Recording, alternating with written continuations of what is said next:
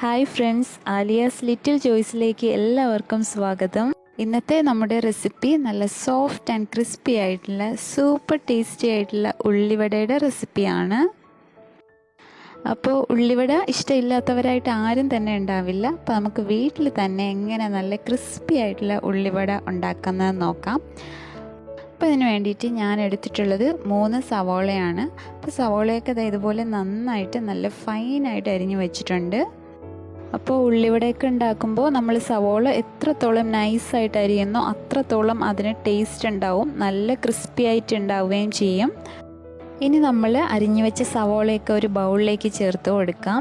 അപ്പോൾ സവോളയൊക്കെ ഓരോന്നും നന്നായിട്ട് സെപ്പറേറ്റ് ചെയ്തിട്ട് വേണം ഇടാനായിട്ട്.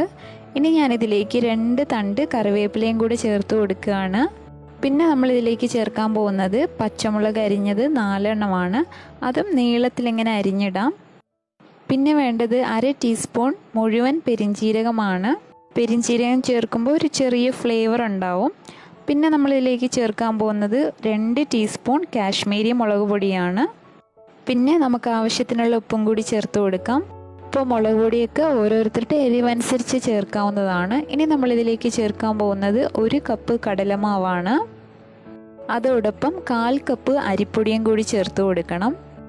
ഇനി നമ്മൾ ചേർക്കാൻ പോകുന്നത് ഒരു 1/4 ടീസ്പൂൺ കായം പൊടിച്ചതും കൂടിയാണ്. ഇനി ഇതെല്ലാം കൂടി നന്നായിട്ടൊന്ന് മിക്സ് ചെയ്ത് കൊടുക്കണം. ഈ സമയത്ത് നമ്മൾ വെള്ളം ഒട്ടും തന്നെ ചേർക്കാൻ പാടില്ല. ഇനി ഇതൊരു 10 മിനിറ്റ് നേരത്തേക്ക് നമുക്ക് റെസ്റ്റ് ചെയ്യാനായിട്ട് വെക്കാം. ഇങ്ങനെ വെക്കുമ്പോൾ സവോളയിൽ നിന്നൊക്കെ വെള്ളം ഇറങ്ങിയിട്ട് ഒരു കുഴഞ്ഞ പരുവത്തിലുണ്ടാവും. അതുകൊണ്ട് നമ്മൾ ആദ്യം വെള്ളം ഒട്ടും ചേർക്കരുത്. ഇനി ഒരു 10-15 മിനിറ്റിന് ശേഷം നമുക്ക് ആവശ്യമുണ്ടെങ്കിൽ മാത്രം കുറച്ച് വെള്ളം തളിച്ചതിന് ശേഷം കൈ കൊണ്ട് നന്നായിട്ടൊന്ന് ഞെരടി കൊടുക്കണം. അപ്പോൾ നമ്മൾ ഫ്രൈ ചെയ്യുന്നതിന് തൊട്ട് മുന്നിലായിട്ട് വേണം വെള്ളം തളിച്ച് കൊടുക്കാനായിട്ട്. ഇനി കൈ ഒന്ന് നനച്ചതിന് ശേഷം ഉള്ളിവടയുടെ ഷേപ്പിലാക്കിയിട്ട് നമുക്ക് ഇത് എണ്ണയിലിട്ട് ഫ്രൈ ചെയ്തെടുക്കാം. ഇനി ഇതിന് വേണ്ടിയിട്ട് ഒരു ഫ്രൈ പാൻ അടുപ്പത്ത് വെച്ച് അതിലേക്ക് എണ്ണ ഒഴിച്ചു കൊടുക്കുക. അപ്പോൾ ഉള്ളിവടയൊക്കെ നന്നായിട്ട് മുങ്ങിക്കിടക്കുന്ന രീതിയിൽ വേണം നമുക്ക് എണ്ണ ഒഴിക്കാനായിട്ട്. അപ്പോൾ ഞാനിവിടെ വെളിച്ചെണ്ണയാണ് യൂസ് ചെയ്തിരിക്കുന്നത്. ഉള്ളിവടയ്ക്കൊക്കെ വെളിച്ചെണ്ണ ചേർക്കുമ്പോഴാണ് നല്ല ടേസ്റ്റ് ഉണ്ടാവുക. അപ്പോൾ ഇനി ഓരോ ഉള്ളിവടയായിട്ട് നമുക്ക് എണ്ണയിൽ ഇട്ട് കൊടുക്കാം.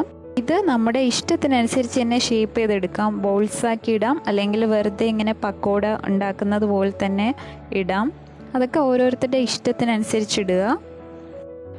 അപ്പോൾ വട തയ്യാറാക്കുമ്പോൾ എപ്പോഴും എണ്ണ നന്നായിട്ട് ചൂടായതിന് ശേഷം മാത്രമേ നമ്മൾ ഇടാവൂ.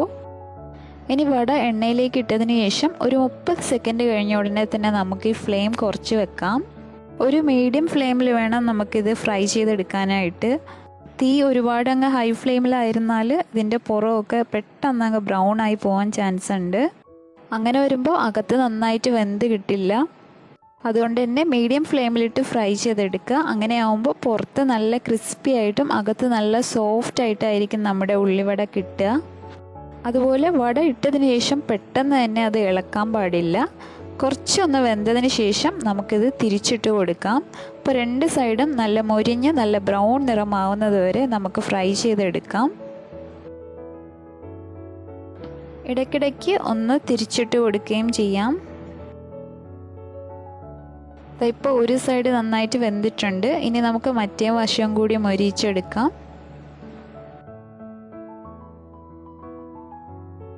അപ്പോൾ നമ്മുടെ ഉള്ളിവട ഫ്രൈ ആയിട്ട് പാകത്തിന് മൊരിഞ്ഞ് വന്നിട്ടുണ്ട്. ഇനി നമുക്കിത് എണ്ണയിൽ നിന്ന് കോരി മാറ്റാം.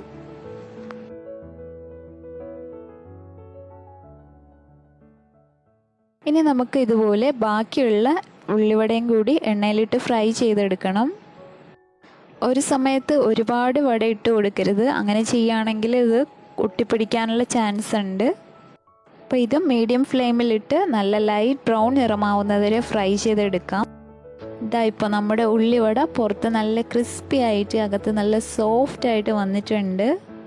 അപ്പോൾ നിങ്ങളെല്ലാവരും ഇതൊന്ന് ട്രൈ ചെയ്ത് നോക്കുക. നല്ല നാടൻ രീതിയിലുള്ളൊരു ഉള്ളിവടയുടെ റെസിപ്പിയാണിത്. അപ്പോൾ നിങ്ങൾക്ക് ഈ റെസിപ്പി ഇഷ്ടമായാൽ ലൈക്ക് ചെയ്യാനും ഷെയർ ചെയ്യാനും സബ്സ്ക്രൈബ് ചെയ്യാനും മറക്കരുത്. അപ്പോൾ മറ്റൊരു വീഡിയോ ആയിട്ട് കാണുന്നവരേക്കും stay blessed and thanks for watching.